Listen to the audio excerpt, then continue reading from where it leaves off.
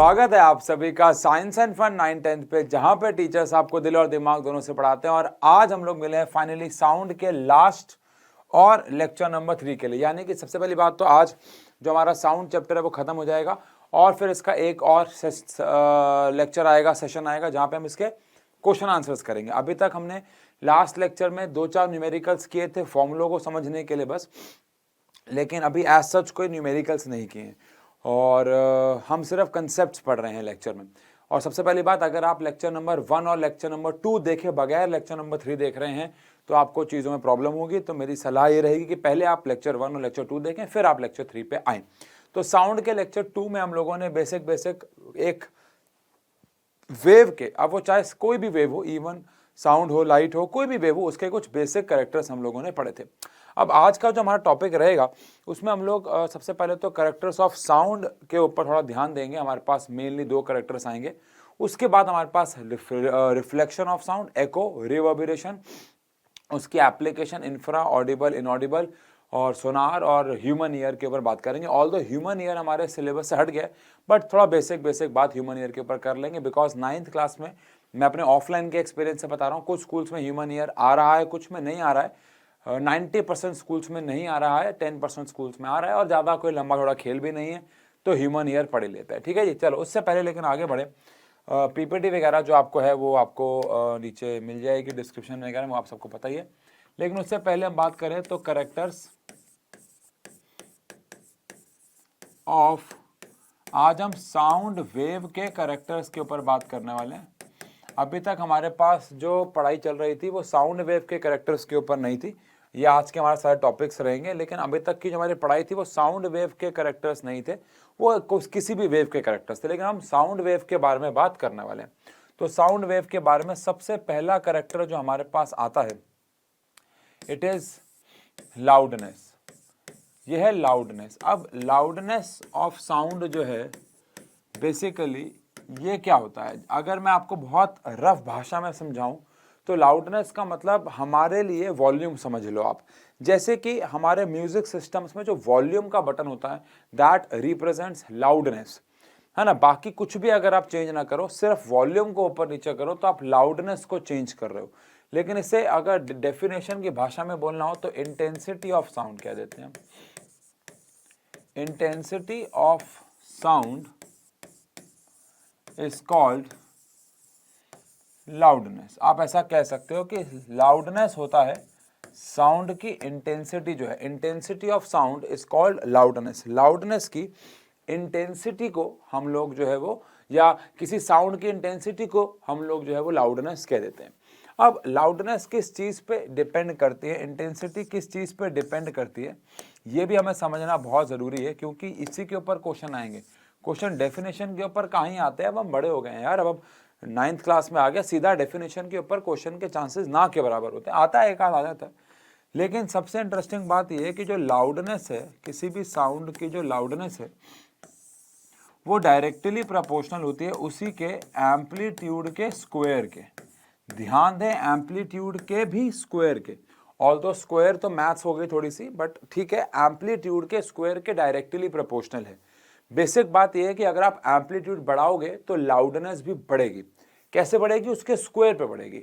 Science कहती है amplitude बढ़ाओगे तो लाउडनेस बढ़ेगी, मैथ्स कहती है स्क्वायर पे बढ़ेगी। मतलब अगर आप एम्पलीट्यूड को डबल कर दोगे तो लाउडनेस 4 गुना हो जाएगी, एम्पलीट्यूड को 4 गुना कर दोगे तो लाउडनेस 16 गुना हो जाएगी, मतलब स्क्वायर टाइम्स हो जाएगी। तो ये इसका एक्चुअली मतलब क्या है, यहाँ पे हम एग्जांपल से भी समझेंगे। लेकिन जितना ज़्यादा एम्पलीट्यूड होगा लाउडनेस उतनी ही ज़्यादा होगी, है ना। अब इसका एग्जांपल के तौर पे अगर बात करें, मान लेते हैं हमारे पास 2 साउंड वेव्स हैं। तो यहाँ पे अगर मैं 2 साउंड वेव्स बना देता हूँ, एक साउंड वेव हमारे लिए ये रही और इसका एम्पलीट्यूड हमने लास्ट क्लास में पढ़ा था क्या होता है, इसका एम्पलीट्यूड A1 है। और एक और साउंड वेव मैं इसी के रेफरेंस में बना देता हूं जो कि कुछ ऐसे है, और इसका एम्पलीट्यूड जो है वो A2 है। अब आप डायग्राम में ही बहुत क्लियरली देख सकते हैं कि A1 जो है वो काफ़ी बड़ा है A2 से। A1 जो है वो A2 से काफ़ी बड़ा है। A1 मतलब इसका एम्पलीट्यूड जो है वो इसके एम्पलीट्यूड से काफ़ी बड़ा है। तो यहां पे अगर हम समझें तो as A1 is greater than A2, so अगर ये साउंड 1 है और ये साउंड 2 है, so sound 1 is louder than 2, sound 1 जो है वो 2 से ज्यादा लाउड है। तो एक तो क्वेश्चन ऐसे भी आ सकता है कि लाउडनेस किस पे डिपेंड करती है। एक क्वेश्चन ये भी आ सकता है कि दो ग्राफ दे देंगे जैसा कि मैंने आपको दिया और पूछ लेंगे कि किसकी लाउडनेस ज़्यादा है। और एक क्वेश्चन ऐसा भी पूछते हैं कि आपको दो ग्राफ दे देंगे और पूछ लेंगे इसमें से किसी एक को कोई एक आवाज़ जो है वो एक कैट की है और कोई एक आवाज़ जो है लायन की है। तो लायन की आवाज़ ज़्यादा लाउड होती है, हम सब जानते हैं। तो ए वाली यानी फर्स्ट वाली साउंड जो है वो एक लायन की हो जाएगी। द पॉइंट इज कि जितना ज़्यादा एम्पलीट्यूड होगा लाउडनेस उतनी ज़्यादा होगी। ठीक है जी, बहुत ही सिंपल सा लॉजिक है और इसके ऊपर एक क्वेश्चन एग्जाम में बनने के पूरे पूरे चांसेस हैं। सेकेंड हमारे पास आता है पिच ऑफ साउंड। अब साउंड की एक पिच भी होती है। पिच का मतलब क्या होता है? देखो शायद आपने कभी कोई ऐसे एप्लीकेशंस इस्तेमाल किए हों जिसमें आवाज़ को हम बहुत तीखा या कम तीखा या ज़्यादा तीखा कर सकते हैं, आवाज़ को बहुत पतला कर सकते हैं, बहुत मोटा कर सकते हैं। ऑल्दो इससे आवाज़ बदल जाती है। देखो लाउडनेस जो था वॉल्यूम के बटन से लता मंगेशकर जी की आवाज़ लता मंगेशकर जैसी ही रहेगी, सोनू निगम जी की आवाज़ सोनू निगम जी जैसी ही रहेगी। लेकिन अगर मैं उनकी आवाज़ की पिच चेंज करूंगा तो उनकी आवाज़ भी बदलेगी, तो आप नहीं पहचान पाओगे कि वो कौन है। पिच का मतलब एक्चुअली में होता है श्रिलनेस ऑफ साउंड। श्रिलनेस, जिसको आप शार्पनेस भी कह सकते हो, श्रिलनेस या फिर sharpness of sound is called pitch. उसे हम लोग पिच कह देते हैं। यानी आवाज कितनी तीखी है। जैसे एग्जांपल के तौर पे एक सीटी को अगर मैं बजाऊंगा, एक विसल को बजाऊंगा और एक ड्रम को बजाऊंगा, तो अब लाउडनेस की बात नहीं हो रही है, वो हमने पढ़ लिया, अब उसको आप अलग रख दो। अब लाउडनेस की बात नहीं हो रही, अब बात हो रही है पिच की, श्रिलनेस की। तो एक सीटी की आवाज काफी ज्यादा तीखी होती है एज कंपेयर टू एक ड्रम की आवाज की, है ना। एक सीटी की आवाज ज्यादा कान में चुभती है। जैसे जनरली, प्लीज ये आप बायोलॉजिकली समझिएगा, कहीं ऑफेंसिव हो जाए कमेंट सेक्शन पे, जो गर्ल्स होती हैं उनकी आवाज काफी ज्यादा श्रिल, काफी ज्यादा पिच वाली होती है, काफी ज्यादा शार्प होती है।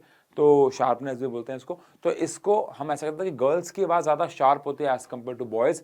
आप फोन पे बात करते हुए समझ जाते हैं कि जनरली 99% केसेस में समझ जाते हैं कि ये गर्ल है, क्योंकि गर्ल्स की आवाज में काफी ज्यादा हाई पिच होता है। इसके पीछे बायोलॉजिकल रीजन आपको शायद पता हो, वोकल कॉर्ड्स होते हैं गर्ल्स के, वो थोड़े से पास होते हैं, जिसकी वजह से आवाज़ बहुत श्रिल निकलती है, और बॉयज़ के काफ़ी दूर होते हैं। तो लेकिन जो जैसे कि लाउडनेस जो है वो एम्पलीट्यूड के स्क्वायर पे डिपेंड करता है, पिच किस पर डिपेंड करता है ये भी तो पता होना चाहिए। जो पिच है यानी कि जो श्रिलनेस है, ये डायरेक्टली प्रोपोर्शनल होता है फ्रीक्वेंसी के। अब फ्रीक्वेंसी हम लोग लास्ट लेक्चर में पढ़ चुके हैं, ये डायरेक्टली प्रोपोर्शनल होता है फ्रीक्वेंसी के। जितनी ज़्यादा फ्रीक्वेंसी होगी पिच उतनी ही ज़्यादा होगी। एग्जाम्पल के तौर पे we have two sound waves. चलो मैं ऐसे पूछता हूँ, और ये क्वेश्चन तो एग्जाम में बहुत छाया रहता है। मैं आपसे ऐसे पूछता हूँ कि मेरे पास दो साउंड वेव्स हैं,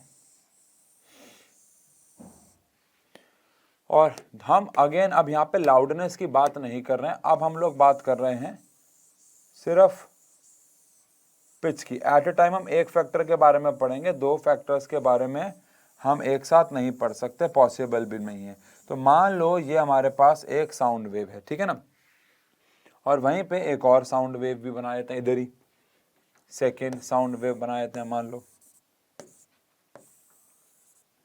जिसमें हम एम्पलीट्यूड को सेम रखने की कोशिश कर रहे हैं। तो आप देख ही सकते हैं कि amplitude is approximately same, but इस वाले केस में frequency is very high. Frequency मतलब number of waves in a given time होता है, तो frequency is very very high actually. तो हम यहाँ पे एक पॉइंट लिख सकते हैं कि sound first is having more pitch than second. Sound first जो है is having more pitch than second. Again reason because of larger frequency, है ना, बिकॉज ऑफ लार्जर फ्रीक्वेंसी। बहुत हाई फ्रीक्वेंसी होने की वजह से, लार्जर फ्रीक्वेंसी होने की वजह से आप देख सकते हैं कि जो इसकी पिच है वो भी काफ़ी ज़्यादा हो जाएगी। तो अगर मान लो क्वेश्चन आया कि साउंड 1 और साउंड 2 में से कोई एक आवाज़ बॉय की और एक आवाज़ गर्ल की है, तो ये बहुत क्लियर है कि जो आवाज़ फर्स्ट है वो बॉय की गर्ल की है और सेकेंड वाली आवाज़ बॉय की है। जनरली बात हो रही, ठीक है। ऑल्दो एक और चीज़ होती है which is quality of sound which depends on wave form, कि वेव फॉर्म कैसा है। बट ठीक है, मेन दो चीज़ें हमारे पास लाउडनेस और पिच जो है वो आती है, ठीक है ना। लेकिन एक और चीज़ होती है, थर्ड करेक्टर आप कह लीजिए साउंड वेव का, third character which is known as timbre, है ना, which is known as quality या फिर कह लो टिम्बर, जो कि डिपेंड करता है कि आपके साउंड की वेव फॉर्म कैसे। जब आपने कभी हो सकता है अपनी आवाज़ को रिकॉर्ड किया हो वॉइस रिकॉर्डर में, सब बच्चे करते हैं अपनी लाइफ में कभी ना कभी कोई गाना रिकॉर्ड कर लेते हैं, मैंने तो किया है। और फिर उसके बाद उसी आवाज़ को सुन के डर जाते हैं और डरने के बाद उसको फिर डिलीट भी करते हैं और रिसाइकल बिन से भी जाके डिलीट करते हैं कि गलती से भी कोई भी उसे सुन ना ले। तो ऐसा काफ़ी बार हुआ है, मेरे साथ तो हुआ है, पता नहीं आपके साथ हुआ है कि नहीं हुआ है। तो वहाँ पे जो वेव फॉर्म बनता है, वो जो डिज़ाइन बनता है जब आप कुछ बोलते हो या कुछ गाते हो, तो वो जो बनता है वो वेव फॉर्म होता है और सबका वो अलग अलग होता है, डिफरेंट होता है, यूनिक होता है। एंड दैट इज़ वाई यहाँ पे एक चीज़ मैटर करती है विच इज़ क्वालिटी, उसको हम क्वालिटी ऑफ साउंड कह सकते हैं, जो डिपेंड करती है, डिपेंड्स ऑन वेव फॉर्म, कि आपका वेव का डिज़ाइन कैसा है, जो कि आपको नहीं पढ़ना है। लेकिन क्वालिटी से ही डिसाइड होता है कि जो साउंड है वो एक म्यूज़िक होगी या नॉइस होगी। अब मैं हमेशा से मानता आया हूँ, पता नहीं आप लोग ये बात मानो कि ना मानो, कि जब साउंड है वो म्यूज़िक होगी या नॉइस होगी, ये पर्सन टू पर्सन भी डिपेंड करता है। वो एक म्यूज़िक होगी या वो एक नॉइस होगी, ये पर्सन टू पर्सन भी डिपेंड बहुत करता है। मतलब ये पर्सन टू पर्सन कैसे डिपेंड करता है मैं आपको समझाता हूँ। ये पर्सन टू पर्सन ऐसे डिपेंड करता है कि कोई एक, मान लो एक गाना चल रहा है और वो बहुत ज़्यादा हाई बेस वाला है, तो हो सकता है आपके पेरेंट्स को या किसी से आपके ग्रैंड पेरेंट्स को बहुत अजीब लगे, बहुत सुनने में बहुत एक अजीब सा साउंड करे, क्योंकि रीज़न बीइंग, क्योंकि आपको पता है वो जो आवाज़ होगी वो दिल पे लगती है कई लोगों के, लेकिन कई लोगों के लिए वो म्यूज़िक है। या फिर अगेन कई लोगों के लिए कीर्तन हो रहा हो तो कई लोगों के लिए वो नॉइज़ भी होता है, लोग कंप्लेन भी करते हैं, बट अगेन कई लोगों के लिए वो म्यूज़िक भी होता है। तो डिपेंड करता है, बाइक चल रही है, बुलेट पे पटाखे बज रहे हैं, कईयों के लिए वो नॉइज़ है, कईयों के लिए वो म्यूज़िक भी है। तो ये म्यूज़िक और नॉइज़ का तो खेल आपको पता है, ये तो डिपेंड करता है पर्सन टू पर्सन, ठीक है जी। चलो डन। अब हम आज एक बहुत अलग टॉपिक पे चलते हैं which is reflection of sound. जैसे लाइट रिफ्लेक्शन करती है, आप सब 8th क्लास में लाइट का रिफ्लेक्शन पढ़ के आए हैं, बिल्कुल उसी प्रकार शायद आपको पता हो साउंड भी रिफ्लेक्शन करती है। पहली बात तो रिफ्लेक्शन का मतलब होता है बाउंसिंग बैक, है ना भाई। अब जैसे कि सुनने वाली बात ही, अभी तो फिलहाल मैंने यहाँ पे माइक पहन रखा है, बट मान लो आप ऑफलाइन क्लास में होते हो और मैं ऐसे करके पढ़ा रहा था, हेलो बच्चों, तो मेरी आवाज़ जाती बोर्ड पर टकराती और टकरा के आप तक पहुँच जाती, मेरी आवाज़ जाती बोर्ड पर टकराती और बोर्ड पर टकरा के आप तक पहुँच जाती। तो this is reflection, this is reflection of sound. मेरे जैसे कि मान लो मैं दीवार पे एक बॉल मारूं तो बॉल टकरा के यहाँ चली जाएगी, तो बाउंस बैक हो गई। ऐसे साउंड भी बैक होते हैं, ऐसे लाइट भी, ऐसे लगभग सारी वेव्स जो है वो बाउंस बैक होती हैं। तो मान लेते हैं ये कोई हमारे पास एक दीवार है या कोई सरफेस है, कोई पॉलिश्ड चीज़ है, कोई भी एक चीज़ मान लो आप। तो यहाँ पे मान लेते हैं कोई एक पॉलिश्ड सरफेस है, ये हमारे पास कोई पॉलिश्ड सरफेस है और उस पर कोई साउंड वेव आती है, तो bounce back of sound into the same medium, है ना। तो यहाँ से कोई साउंड वेव आती है, ये आई साउंड वेव, और टकरा के ये साउंड वेव वापस से उसी मीडियम में चली गई। साउंड वेव आई और टकरा के वापस से उसी मीडियम में चली गई। अब साउंड वेव आती है और टकरा के वापस से उसी मीडियम में चली जाती है, तो जो वेव आती है उसे कहा जाता है इंसिडेंट रे, है ना।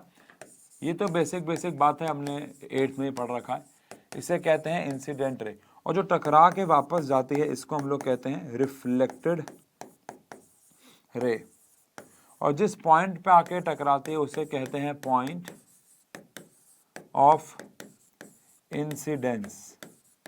जिस पॉइंट पे आके टकराती है इसे कहा जाता है पॉइंट ऑफ इंसिडेंस। अब इंसिडेंट रे और पॉइंट ऑफ इंसिडेंस पे अगर मैं एक 90 डिग्री की इमेजिनरी लाइन बनाता हूं तो इसको हम लोग नॉर्मल रे कहते आए हैं।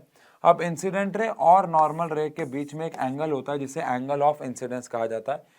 इंसिडेंट रे और नॉर्मल रे के बीच में एक एंगल होता है जिसे एंगल ऑफ इंसिडेंस कहा जाता है। ऐसे रिफ्लेक्टेड रे और नॉर्मल के बीच में भी एक एंगल होता है जिसे एंगल ऑफ रिफ्लेक्शन कहा जाता है। ये तो अभी हमने कोई लॉ नहीं पढ़े, बस डायग्राम पढ़ा, साउंड आई टकरा के वापस चले गए, this is known as reflection of sound. अब हम अगर बात करें what do you mean by laws of reflection, तो जब भी रिफ्लेक्शन होगा तो दो कानून हमेशा फॉलो होंगे। पहला लॉ जो है incident ray, reflected ray and normal ray all lie on the same plane. देखो अगर ये सरफेस है तो सरफेस के नॉर्मल हमेशा परपेंडिकुलर रहेगा, ठीक है ना। अब अगर इंसिडेंट रे इस प्लेन से आती है तो रिफ्लेक्टेड रे भी इसी प्लेन से चली जाएगी। अगर इंसिडेंट रे इस प्लेन से आती है तो रिफ्लेक्टेड रे भी इसी प्लेन से रहेगी, लेकिन तीनों को आपस में परपेंडिकुलर एक ही प्लेन में रहना होगा। अगर इंसिडेंट रे इधर से आती है तो रिफ्लेक्टेड रे यहाँ से चली जाएगी, इंसिडेंट रे इधर से आती है तो रिफ्लेक्ट, बट तीनों will lie on the same plane, एक ही पेपर पे एक ही प्लेन पे तीनों लाइट रेस लाई करेंगी। Incident ray, reflected ray and normal all lie on the same plane, ये सेम प्लेन पे लाई करेंगे, ये आपको समझना है, ठीक है जी। एंड सेकेंड लॉ मेरे हिसाब से सब जानते हैं कि एंगल ऑफ इंसिडेंस जो होता है ये हमेशा बराबर होता है एंगल ऑफ रिफ्लेक्शन के। Angle of incidence is always, always का मतलब है always equals to angle of reflection. Angle of incidence हमेशा एंगल ऑफ रिफ्लेक्शन के बराबर होता है, विच बेसिकली मीन्स इसको हम एंगल आई को एंगल ऑफ इंसिडेंस कहते हैं, चाहे आप मैं कहीं पे लिख देता हूँ।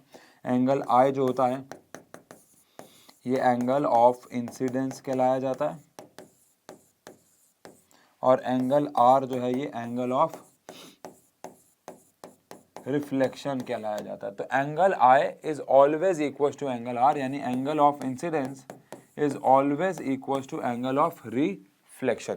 Angle of incidence is always equal to angle of reflection. Angle I हमेशा एंगल आर के बराबर जो है वो रहेगा, यानी अगर लाइट रे गिरती है 30 डिग्री पे तो 30 से वापस जाएगी, 40 पे तो 40 से वापस, 90 पे तो गिर नहीं सकती, 90 से कम ही होएगा, 60 पे गिरेगी तो 60 से वापस सेम एंगल पे हमेशा गिरेगी, ठीक है ना।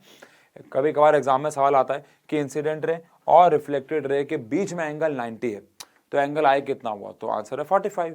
अगर इन दोनों के बीच में एंगल 90 और ये दोनों बराबर है तो 45 हो जाएगा ना, वो आधा हो जाएगा। वो सवाल बेसिक है, ठीक है। अब रिफ्लेक्शन, जब भी साउंड का रिफ्लेक्शन होगा तो साउंड जब बाउंस बैक हो गया, अब इसके ऊपर कुछ फिनोमिना जो है वो बेस्ड हैं, कुछ चीज़ें जो है वो बेस्ड हैं, लाइक स्टेथोस्कोप, लाउड स्पीकर, ये दो बेसिक चीज़ें हैं। पहले बात करें लाउड स्पीकर की, तो लाउड स्पीकर को हम लोग यूज़ करते हैं तो टू कंसंट्रेट द साउंड। अगर मैं ऐसे बोल रहा हूँ अभी हेलो, तो मेरी आवाज़ इधर भी जा रही है, इधर भी जा रही है, इधर भी जा रही है, इधर भी जा रही है, लेकिन मैं चाहता हूँ मेरी आवाज़ सिर्फ इस एक तरफ कंसंट्रेटेड रहे, तो for that we use stethoscope, loudspeaker. अब लाउड स्पीकर जिसको मेगाफोन भी कहते हैं, उसमें अगर हम यहाँ से आवाज़ बोलते हैं तो ये वाली आवाज़ जो कि उधर जाती, ये रिफ्लेक्शन करते करते इतने एरिया में चली जाएगी।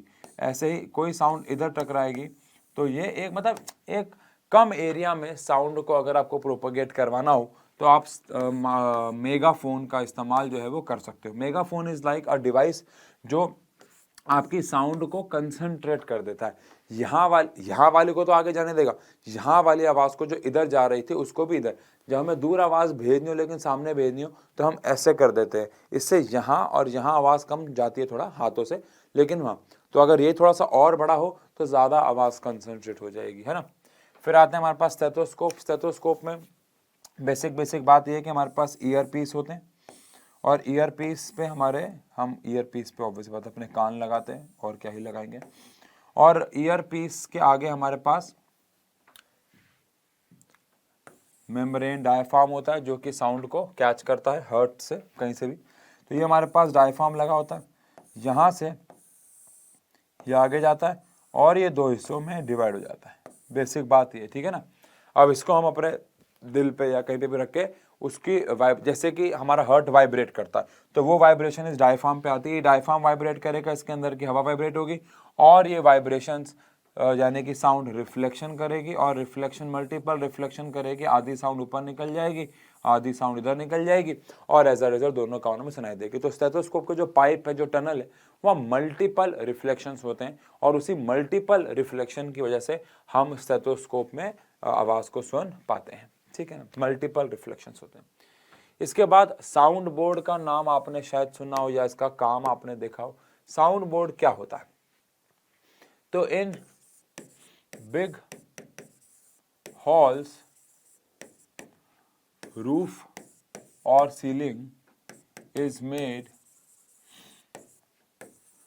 concave to concentrate sound to concentrate sound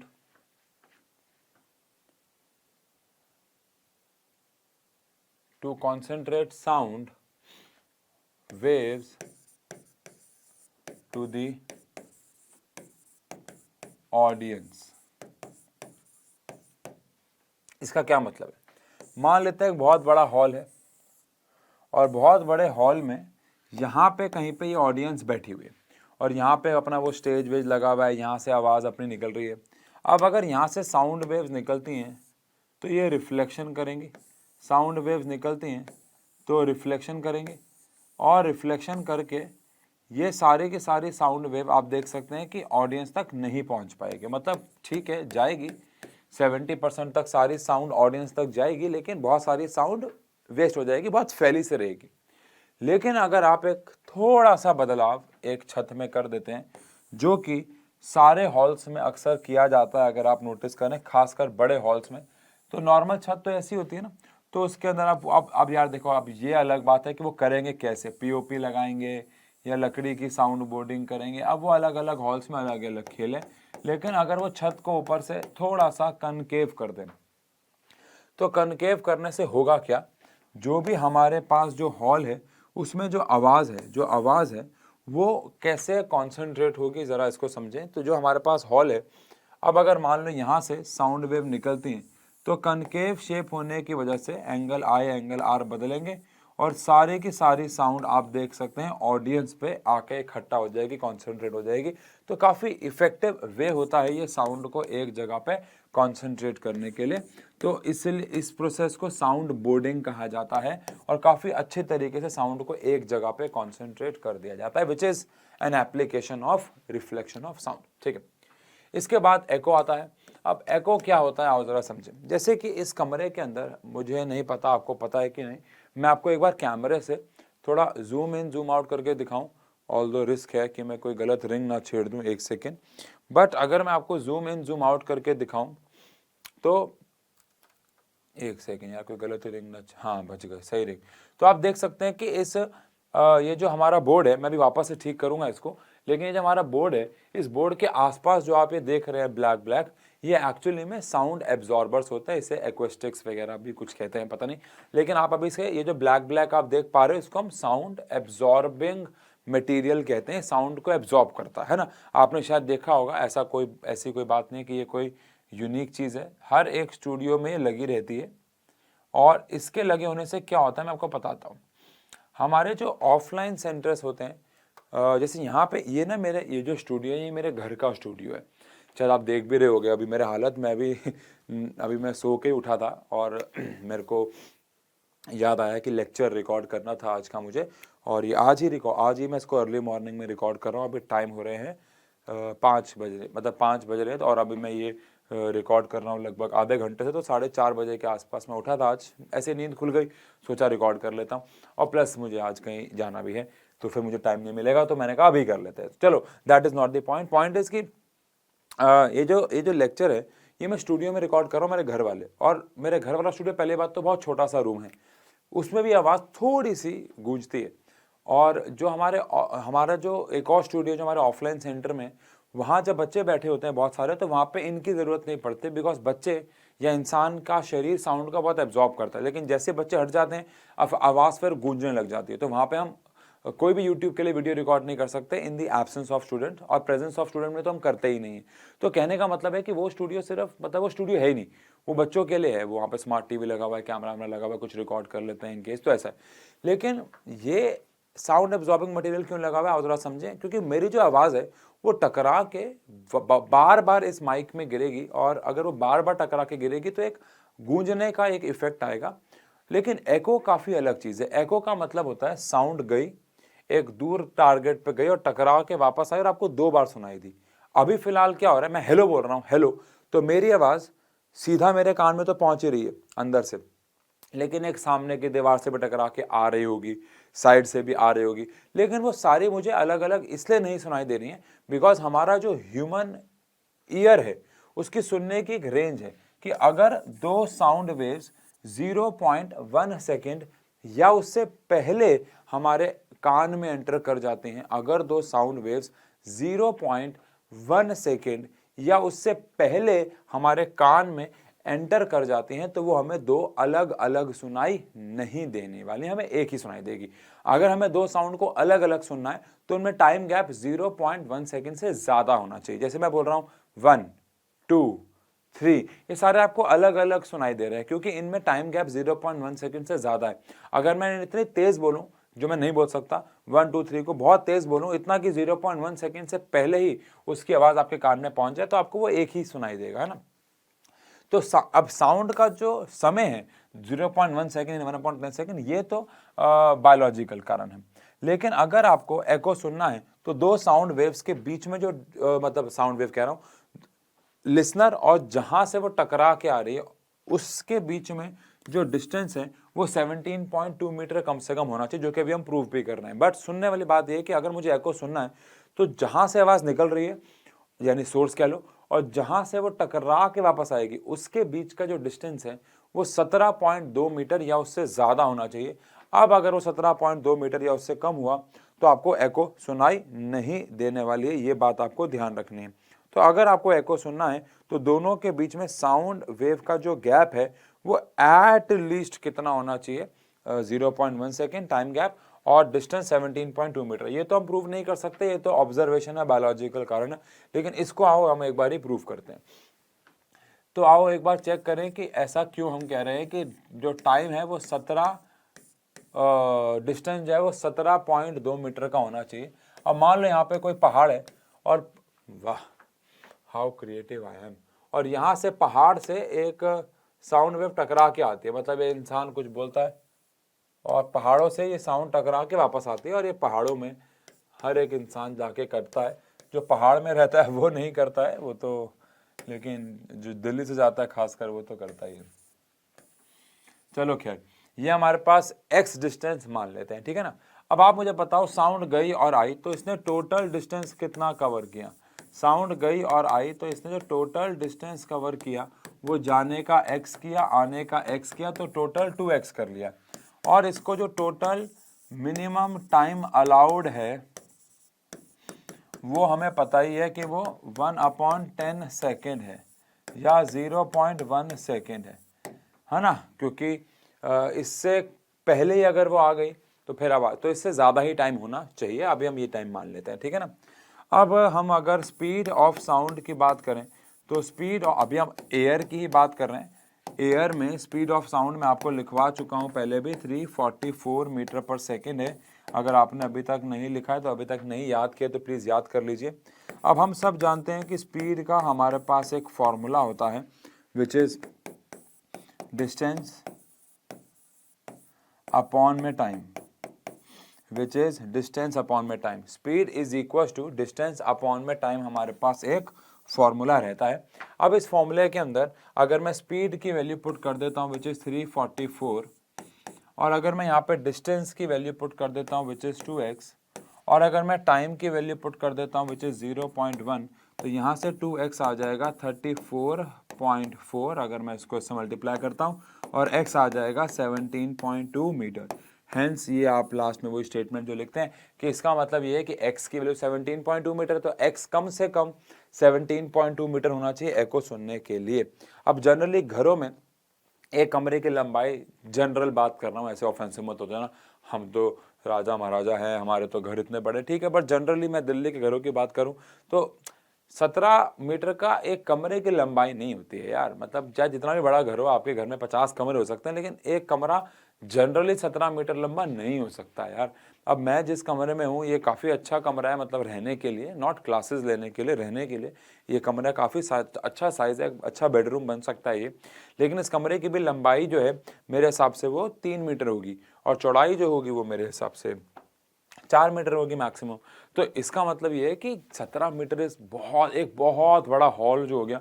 generally जो हमारे यहाँ पे जो मल्टीप्लेक्सेस हैं, मूवी थिएटर्स हैं, वो भी जनरली 17 मीटर के नहीं होते। हाँ, कोई बहुत बड़ा सिंगल स्क्रीन है जो आजकल थोड़े से बंद हो गए हैं, वो बहुत बड़े बड़े हॉल हैं, ठीक है। हमारे यहाँ पे दिल्ली में कुछ हॉल्स हैं जहाँ पे शोज होते हैं, वो 17 मीटर से बड़े होते हैं। बट जनरली हमारे घरों में कमरे 17.2 मीटर के नहीं, इसलिए हमें घरों में एको, देखो आवाज़ गूंजना अलग है, लेकिन टकरा के दोबारा आपको अपने कमरे में हेलो हेलो हेलो हेलो ऐसे नहीं सुनाई देता है। ऐसा पहाड़ों में जनरली हो रहा है, बहुत बड़े लैंडस्केप्स में हो रहा है, क्योंकि वहाँ पे चीज़ें बहुत दूर हैं, 17.2 मीटर से ज़्यादा दूर हैं, और टकरा के वापस आ रही हैं। पॉइंट है, डन है, ओके।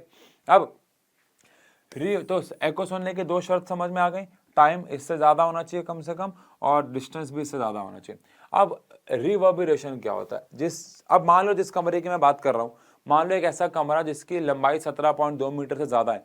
अब वहाँ पे कोई मूवी चल रही है, तो यार ये तो बड़ा पंगा हो जाएगा, क्योंकि जो साउंड है वो बार बार टकरा के आएगी, टकरा के आएगी, टकरा के आएगी, तो साउंड बहुत कंफ्यूजिंग सी हो जाएगी।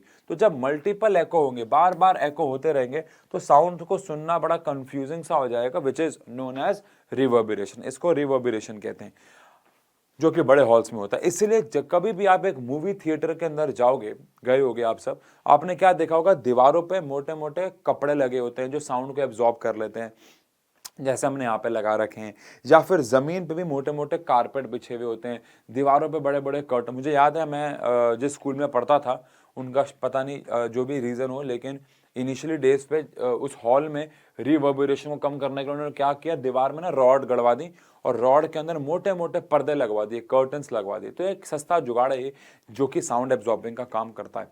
तो दीवार पे कई लोग कर्टन्स लगा देते हैं बड़े बड़े हॉल्स में, जिससे कि साउंड एब्जॉर्ब हो। गद्दियाँ भी ऐसी बनी होती हैं जो मोटे कपड़े के, तो अल्टीमेटली हर जगह अगर आप साउंड एब्जॉर्बिंग मटेरियल लगा दो, प्लांट फाइबर्स लगा दो, भूसा भूसा लगा दो, तो वो एको को, साउंड को एब्जॉर्ब कर लेगा, साउंड वापस टकरा के नहीं आएगी, या कम से कम आएगी। एको नहीं होंगे तो रिवर्बरेशन नहीं होंगे, तो साउंड एब्जॉर्बिंग मटेरियल लगाना पड़ेगा। डन है। इसके बाद बहुत बेसिक सा यहाँ पे टॉपिक है, ऑडिबल और इनऑडिबल साउंड। मैंने अभी हाल ही में साइंस एंड फन का जो मेरा चैनल है अपना, जहाँ पे मैं बहुत जनरल चीज़ें डालता हूँ, अपना मेन चैनल अप्रॉक्सीमेटली 5 मिलियन वाला, उसमें मैंने अभी एक शॉट डाला था हाल ही में, आप जाके चेक करें, जहाँ मैंने ऑफलाइन के बच्चों को कुछ फ्रीक्वेंसी सुनाई क्लास के अंदर लाइव, और उनको कौन कौन सी, देखो वीडियो में फ्रीक्वेंसी सुनना और लाइव सुनने में बहुत फ़र्क है। वीडियो में हो सकता है आप ईयरफोन सुन रहे हो, या कभी कभार ना फ्रीक्वेंसीज भी चेंज होती हैं जब हम वीडियोस को अपलोड करते हैं, तो लाइव सुनना और वह सुनना बहुत अलग है। बट वहाँ पे मैंने एक स्मार्ट बोर्ड पे कुछ फ्रीक्वेंसीज को चलाया, फ्रॉम 20 हर्ट्स टू 20,000 हर्ट्स। तो बच्चों को अप्रॉक्सीमेटली 100, 120, 140 हर्ट्स के बाद फ्रीक्वेंसी सुनाई देना शुरू हुई, और लगभग 17,000 के बाद सुनाई देना बंद हो गई। बट ठीक है, जनरल बात करें तो इंसान 20 हर्ट्स तक सुन सकता है। मतलब ऐसे केसेस देखे गए हैं जहाँ पे इंसान 20 हर्ट्स की फ्रीक्वेंसी सुन सकता है, और ऐसे केसेस भी देखे गए हैं जहाँ पे इंसान 20,000 भी सुन सकता है। तो बट 20 से नीचे कोई भी ह्यूमन फ्रीक्वेंसी नहीं सुन सकता, और 20,000 हर्ट्स से भी ऊपर नहीं सुन सकता। इसको ऑडिबल रेंज कहते हैं। तो ऑडिबल रेंज या ऑडिबल साउंड एक ऐसी साउंड है जिसको ह्यूमन सुन सकता है, जिसकी रेंज फ्रीक्वेंसी की 20 से लेकर 20,000 हर्ट्स के बीच में जो है वो रहती है। और अगर इनऑडिबल साउंड की बात करें, जो ह्यूमन सुन नहीं सकता है, which is less than 20 hertz और ग्रेटर देन 20,000 हर्ट्स, ठीक है। अब इन ऑडिबल तो ठीक है, मैं जो बोल रहा हूं, आप जो सुन रहे हो, वो सब ऑडिबल है, लेकिन इनऑडिबल का एग्जांपल में पढ़ेंगे। लेकिन उससे पहले बात करें इंफ्रासोनिक। इंफ्रासोनिक क्या है? ऐसी फ्रीक्वेंसीज जो 20 हर्ट्ज से कम है, जो 20 हर्ट्ज से कम है, उन्हें इंफ्रासोनिक कहते हैं। ऐसी साउंड वेव जो 20 हर्ट्ज यानी 20 हर्ट्ज से कम है, उन्हें इंफ्रासोनिक कहता है, क्योंकि उनकी फ्रीक्वेंसी 20 से कम होती है। एग्जाम्पल के तौर पर जब डॉल्फिन्स आपस में बात करते हैं, मैं पहले ही क्लियर कर दूं, डॉल्फिन्स 20 हर्ट्ज के ऊपर भी फ्रीक्वेंसी रिलीज करते हैं, तो हमें सुनाई भी दे सकती है, लेकिन वो 20 से नीचे भी करती हैं, जो कि हो सकता है हमें सुनाई भी ना दे। मतलब हो सकता है डॉल्फिन्स बात कर रही हो और हमें पता भी ना चले। अर्थक्वेक यानी कि भूकंप आए, और पेंडुलम ऑसिलेट कर रहा, उसके बाद बड़ी इंटरेस्टिंग बात ये है कि बहुत इंटरेस्टिंग बात ये है कि अर्थक्वेक जब आता है तो फ्रीक्वेंसी 20 हर्ट्ज से कम होती है, जिसको ह्यूमन नहीं सुन सकता है, लेकिन डॉग सुन लेते हैं। और इसीलिए वो बेचारे डर जाते हैं, क्योंकि उनके लिए वो फ्रीक्वेंसी बहुत अजीब सी होती है सुनने में, और वो फ्रीक्वेंसी सुन के बहुत डर जाते हैं, घबरा जाते हैं, इसीलिए वो भौंकने लग जाते हैं। कई लोग पता नहीं इसका क्या अपना ही अलग से मतलब बना लिया कि ये हो जाता है, वो हो जाता है, फलाना हो जाता है, ढिमकाना हो जाता है। ऐसा कुछ भी नहीं है। बस बेसिक बात ही होती है कि जब भूकंप आता है तो उसकी जो फ्रीक्वेंसी है वो डॉग सुन लेते हैं और उनको बहुत अजीब लगता है ना। अल्ट्रासाउंड, अगर फ्रीक्वेंसी 20,000 हर्ट्ज से ऊपर हुई तो उसे अल्ट्रासाउंड बोलेंगे। बैट्स चमगादड़ रिलीज करते हैं, स्कैनर रिलीज कर रहा है, सोनार सिस्टम कर रहा है, जिसको अभी हम पढ़ रहे हैं। तो इसकी तो कोई लिमिट ही नहीं है ना, स्काई इज द लिमिट। कैसे भाई? क्योंकि भाई आप 20,000 के ऊपर कितना मर्जी चले जाओ, ये तो कभी खत्म ही नहीं हो रहा ना, ये तो कभी एंड ही नहीं हो रहा ना, मतलब पॉइंट ये है, ठीक है ना। अब एप्लीकेशंस ऑफ अल्ट्रासाउंड पढ़ेंगे, ये बस जोश बनाए रखिए, बिकॉज एप्लीकेशन ऑफ अल्ट्रासाउंड हमारा वैसे ऑफिशियल लास्ट टॉपिक है। ऑल दो उसके बाद मतलब सोनार उसी का पार्ट है। ऑल दो उसके बाद हम ह्यूमन ईयर को थोड़ा सा ओवरव्यू कर लेंगे, मेनली चीज़ें पढ़ लेंगे, बट वो वैसे इस साल हमारे सिलेबस से चला गया है, कुछ स्कूल में आ रहा है, कुछ में नहीं, वो लड़ाई मार काट तो चलता ही रहता है, ठीक है। अब अल्ट्रासाउंड की एप्लीकेशन, मतलब अल्ट्रासाउंड को हम कहाँ इस्तेमाल करते हैं। एक एप्लीकेशन जो आप सब जानते ही हैं, वो आपको पता है कि वो हमारे लिए अल्ट्रा साउंड की एक एप्लीकेशन जो आप सब जानते ही हैं, जो कि इतना जानते हैं कि मैंने यहाँ लिखी नहीं है, वो है ultra sound scanning of human body, है ना भाई।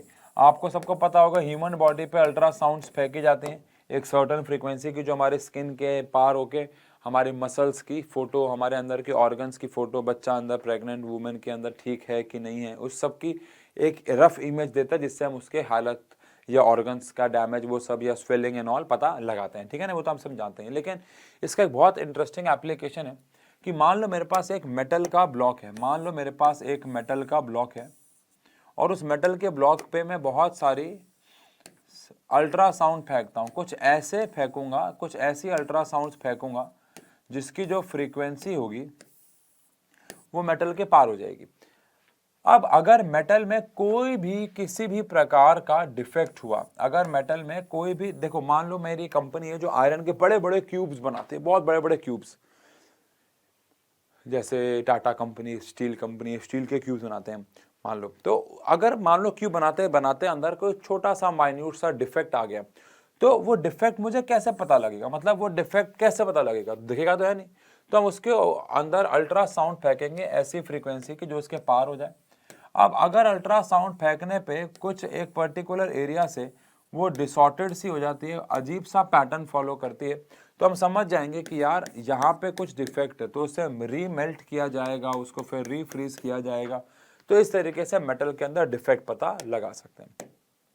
ऐसे ही क्लीनिंग में मान लो कुछ मिट्टी का पार्टिकल कहीं पे जमा हो गए और ऐसी जगह पे जमा हो गए जहाँ पे हम पानी डाल नहीं सकते, हमारा हाथ पहुंच नहीं सकता, कुछ भी नहीं पहुंच सकता, तो वहां पे हम लोग अल्ट्रासाउंड का इस्तेमाल करते हैं। ऐसी अल्ट्रासाउंड फ्रीक्वेंसीज लेते हैं जो सब्सटेंस के उस मशीन के मान लो पार हो जाए, लेकिन मिट्टी पे जाके टकराए और टकरा के वहां से मिट्टी को बाहर निकाल दें, कोलिजन हो जाए बेसिकली। तो इस तरीके से हम साफ सफाई भी कर सकते हैं।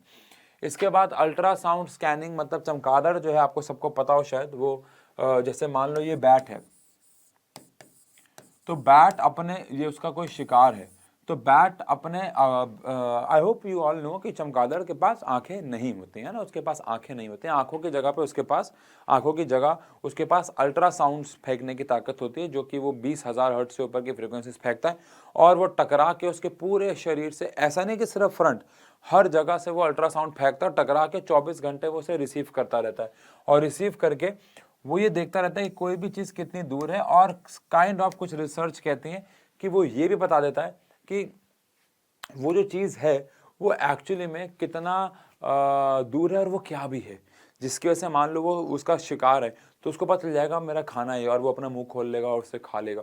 तो अपने शिकार को, कोई ऑब्स्टेकल को, इन सब की दूरी वगैरह पता करने के लिए वो अल्ट्रासाउंड फेंकता है, और वो टकरा के वापस आती है और उससे वो डिस्टेंस वगैरह निकाल लेता है ना, रफ आइडिया हो जाता है उसको। और इसी बेसिकली प्रिंसिपल पे सोनार जो है वो बेस्ड है। एक्चुअली सोनार को हमें कैपिटल लिखना चाहिए, सोनार, क्योंकि ये एक शॉर्ट है, शॉर्ट फॉर्म है किसकी, साउंड नेविगेशन एंड रेंजिंग की। ये शॉर्ट फॉर्म है एक्चुअली में किसकी, साउंड नेविगेशन एंड रेंजिंग की, जिसमें साउंड से SO आ गया और नेविगेशन से NA आ गया और रेंजिंग से R आ गया, तो सोनार वर्ड हमने बना दिया। अब सोनार एक बहुत प्यारी साइंस, बहुत प्यारी टेक्नोलॉजी है। इसमें क्या होता है कि हमारे पास यहाँ पे मान लो कोई वाटर बॉडी है, समुद्र मान लो, समुद्र जनरली मान लो, और उसके ऊपर हमारी जो है वो बोट जो है वो शिप जो है वो तैर रही है। ये पता नहीं मैंने क्या बनाया, जो भी, लेकिन जो है, अब आपको पता होगा शायद कि जो शिप्स होती हैं वो जब पानी पे चलती हैं तो वो चलते चलते ही बताती रहती हैं कि अभी पानी कितना गहरा है, यहाँ पे कितनी गहराई पे हैं। तो वो बेसिकली सोनार सिस्टम होता है। ये समुद्र की गहराई, अंदर कोई खजाना, मेटल की बॉडी तो नहीं पड़ी, ये सब बताता है। कैसे? इसके यहाँ पे एक सिस्टम लगा होता है, जिस सिस्टम में एक ट्रांसमीटर होता है और एक रिसीवर। यू नो ना ट्रांसमीटर क्या है, मैंने आपको ये बताया था जब हम साउंड कैसे प्रोपोगेट करती है बात कर, लाइक दिस इज ट्रांसमीटर। ये साउंड को ट्रांसमिट करता है, फेंकता है, और वहाँ पे कैमरे पे बिल्कुल वैसे ही वहीं पे एक रिसीवर लगा हुआ है जो साउंड को वहाँ से रिसीव करता है, पकड़ता है। तो यहाँ पे भी कुछ ऐसा ही होता है, एक ट्रांसमीटर लगा होता है। अब ये मान लो उसकी गहराई है, ये मान लो हमारे समुद्र की डेप्थ है, तो यहाँ से ये साउंड को फेंकता है और साउंड टकरा के वापस आती है, उसको ये रिसीव कर लेता है। अब साउंड गई अल्ट्रासाउंड। अल्ट्रासाउंड क्यों यार, नॉर्मल साउंड फेंकेंगे तो अंदर या आसपास बहुत आवाज पैदा होगी तो डिस्टरबेंस है, तो अल्ट्रासाउंड फेंकेंगे जो किसी को सुनाई भी ना दे। वो जाएगी और टकरा के वापस आएगी, उसमें कितना समय लगेगा वापस आने में वो उसका टाइम निकाल लेगा। और हमें अल्ट्रासाउंड की स्पीड तो पता ही होगी कितनी है, और अगर इसकी गहराई मान लो x है, तो x जाने का डिस्टेंस हुआ, x आने का हुआ, तो टोटल डिस्टेंस 2x हो गया। अब हम सब जानते हैं कि स्पीड का फॉर्मूला होता है डिस्टेंस अपॉन में टाइम। अब स्पीड हमारे पास v है, डिस्टेंस हमारे पास 2x है, और टाइम अगर t है, तो यहाँ से हम x की वैल्यू निकाल सकते हैं vt अपॉन में 2। अब इसके ऊपर कितने क्वेश्चन है एनसीईआरटी में आपको पता नहीं सकता, मतलब अगेन सोनार बेस्ड चीज़ों पे कि गया, साउंड टकरा के वापस आ गए, डिस्टेंस निकालना, अगेन इसी पे ही मेरे को ऐसा लगता है 10 से ऊपर क्वेश्चन है। मतलब अगर पूरे चैप्टर में हमारे पास मान ले मोटा मोटा कि 40 क्वेश्चन है, तो 40 में से 20 क्वेश्चन तो इसी, आधे क्वेश्चन इस कंसेप्ट के ऊपर हैं, जो कि हम करेंगे कि साउंड गई, टकरा के वापस आ गई, टोटल डिस्टेंस जो है वो 2x हो गया, जाने आने का टोटल टाइम t हो गया, v साउंड की स्पीड है, उससे हमने x निकाल लिया, विच इज होना। अब जरूरी नहीं इससे डेप्थ ही निकालें, इससे मेटल भी निकाल सकते हैं। एक ऐसी अल्ट्रासाउंड चुनेंगे जो मेटल से टकरा के वापस आ जाए, तो अगर वो टकरा के वापस आ रही है, जैसे मेटल डिटेक्टर में भी होता है, तो हम पता लगा लेंगे अरे यार इसका मतलब है कि भैया मेटल है नीचे, कहीं खजाना वजाना हो सकता है, फिर आगे रिसर्च चलती है, वो अलग बात है। दिस इज बेसिकली सोनार, ठीक है। अच्छा, एक अल्ट्रासाउंड विसल भी होती है, ये भी एक इंटरेस्टिंग टॉपिक होता है, ऑल्दो नहीं पढ़ना है बट नॉलेज के लिए बताऊं, क्योंकि अल्ट्रासाउंड डॉग्स जो है वो सुन सकते हैं। तो एक सीटी आती है जो बजाओ तो डॉग सुन लेंगे और उनको सिग्नल मिल जाएगा कि भैया हमारा मालिक खतरे में है। तो इसको पुलिस एनफोर्समेंट्स यूज़ करते हैं, और ये क्योंकि किसी और को सुनाई नहीं देगी लेकिन डॉग को सुनाई देगी, तो डॉग्स को कहीं छुपा के पहले रख देंगे, और जब सीटी बजाएंगे उनको सिग्नल मिलेगा, वो भागे दौड़े चले आएंगे, एटसेट्रा एटसेट्रा, ऐसे करके, ठीक है। अब ह्यूमन ईयर जो होता है, अगर मैं ह्यूमन ईयर का यहाँ पे रफ डायग्राम बनाऊं, अगेन मैं हमेशा से कहता आया हूँ, मैं जो भी डायग्राम बनाता हूँ वो डायग्राम आपको सिर्फ बेसिक चीज़ों को समझाने के लिए होते हैं, ना कि आप उन्हें बना लें। इसका असली डायग्राम एनसीईआरटी में है, तो आप वही बनाएंगे तो बेहतर है। मैं यहाँ पे रफ बात कर रहा हूँ, बिल्कुल रफ। तो हमारे पास यहाँ पे एक ह्यूमन ईयर है, मतलब दो होते हैं, ठीक है, अब आप उस पर ऑफेंसिव मत हो जाना, लेकिन हम तो एक ही बनाएंगे ना बे। और यहाँ पे ये ईयर कैनाल आती है, और ईयर कैनाल के एंड में यहाँ पे ईयर ड्रम लगा होता है। ईयर ड्रम के पीछे 3 हड्डियाँ लगी होती हैं, हैमर, एनविल, स्टिरअप, और इसके पीछे यहाँ पे कॉस्टलिया होता है, और कॉस्टलिया के साथ हमारे पास ऑडिटरी नर्व्स होती हैं, और ये ऑडिटरी नर्व जो है ये हमारे पास सीधा ब्रेन तक जा रही होती है। This is known as pinna, जिसको आप छू सकते हो अपने कान का हिस्सा, ये वाला जो बाहर होता है। This is ear canal, this is eardrum, and these are 3 हड्डियाँ, इनका नाम हमारे पास कौन कौन है, हैमर, एनविल एंड स्टिरअप।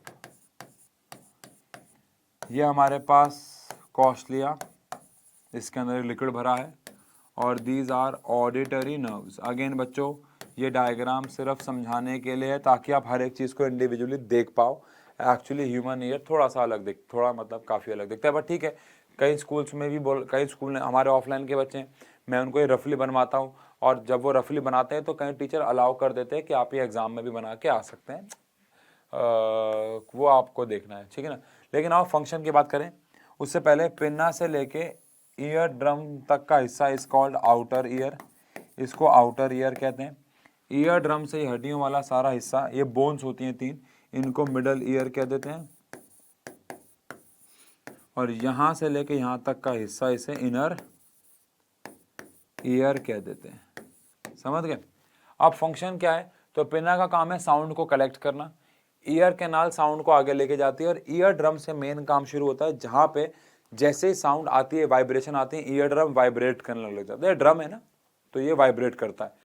फिर ये वाइब्रेशन हड्डियों से होके जाती है हैमर, एनविल, स्टिरअप, क्योंकि ये सॉलिड है और इस तरीके से बनी होती है कि ये साउंड को थोड़ा सा प्यूरीफाई और एम्पलीफाई कर देती हैं, थोड़ा सा उसकी स्पीड बढ़ा देती है, उसकी थोड़ी सी लाउडनेस बढ़ा देती हैं, और ये लाउड साउंड आगे जाती है, कहाँ तक पहुँचती है, इस कॉस्टलिया तक। ये कॉस्टलिया में एक जादुई लिक्विड भरा होता है जो इन वाइब्रेशंस को बिजली में कन्वर्ट कर देता है। जो इन वाइब्रेशन, जैसे माइक करता है, ये माइक भी तो ये करता है, मेरी आवाज़ को, मेरी वाइब्रेशन को ये बिजली में कन्वर्ट करता है, और फिर उसके बाद ये ट्रांसमीटर आगे भेजता है। तो ऐसे ही कॉस्टलिया भी एक जादुई लिक्विड है जो वाइब्रेशन को इलेक्ट्रिकल इम्पल्सेस में कन्वर्ट करके इस तक पहुंचाता है, और फिर ये हमारे ब्रेन तक पहुंचा के हमारे को साउंड सुनने में मदद करते हैं। तो बेसिक बात ये है, डन है। बेसिक चीज़ें यहाँ पे लिखी हुई हैं। ऑल दो मैंने आपको दोबारा बोला, ये आपको तब पढ़नी है जब आपके एग्जाम में ये आ रहा हो, पर मैंने आपको समझा दिया है, ठीक है ना। क्या है, डन। तो यहाँ पे बच्चों मुबारक हो, हमारा जो साउंड चैप्टर है वो खत्म होता है। अब आप ये तीनों लेक्चर ढंग से देख लीजिए, इनके नोट्स वगैरह बना लीजिए, और फिर हम एक लेक्चर लेंगे जहाँ पे हम इसके क्वेश्चंस करेंगे इंपॉर्टेंट, खासकर सोनार और न्यूमेरिकल्स, जहाँ पे आपको दिक्कत होती है। मुझे पता है आपको उसके चाहिए, आपको रिक्वायरमेंट है, और वो भी लाएंगे, लेकिन पहले आप ये चैप्टर पढ़ के खत्म कर लीजिए, ठीक है जी। तो फाइनल चैप्टर खत्म होता है, पीपीटी वगैरह मिल जाएगी यहाँ पे आपको, इधर टेलीग्राम और इधर ऑन ऐप, वो आप देख लेना कहाँ। और बस पेपरों में पेपर आने वाले हैं, आपको पढ़ना शुरू कर दें। पेपरों की तैयारी बहुत ज़ोरों शोरों पे हम लोग यहाँ पे भी करेंगे चैनल पे, और आपको नोटिफिकेशन बस मिलनी चाहिए, उसके लिए आप वो घंटी वंटी जो है वो खेल लेना। अगेन सब्सक्राइब के लिए मैं नहीं कह रहा हूँ, मैं घंटी के लिए कह रहा हूँ, बताता हूँ क्यों। बिकॉज बहुत बार ऐसा होगा कि हम एक दिन पहले ही डिसाइड करेंगे कि हम लाइव जा रहे हैं, और हो सकता है आप तक वो मैसेज ना जाए, क्योंकि लाइव क्लासेस में आपको आना बड़ा सही रहेगा, इंटरेक्शन होगा, मज़ा आएगा, ठीक है ना। चलिए मिलते हैं, thank you so much, thank you.